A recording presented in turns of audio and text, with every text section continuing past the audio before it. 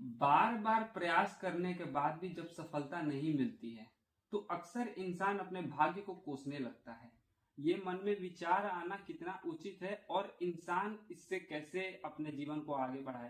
Please sir, इसमें थोड़ा सा प्रकाश डाला जाए।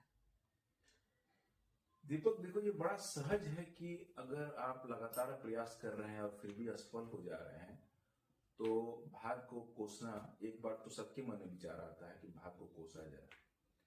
लेकिन मस्तिष्क का जो 90% हिस्सा है वो इस बात पे फोकस करता है कि यार कहीं ना कहीं भाग्य जो है मेरा ठीक नहीं है, कि मैं सफल नहीं हो पा रहा हूँ, मुझसे कुछ चीजें छूट जा रही हैं।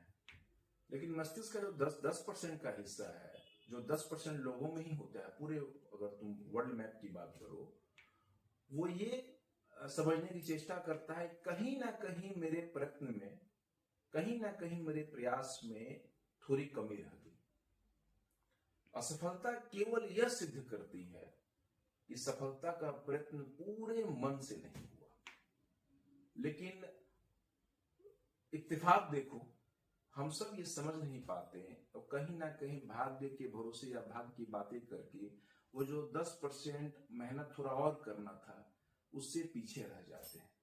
काश कोई ये समझ जाता है कि नहीं, मुझे और कस के चोट लगाना है। अगर थॉमस एल्वा एडिसन इस बात को नहीं समझे होते तो शायद प्रकाश हमारे जीवन में नहीं होता, बल्ब नहीं होता।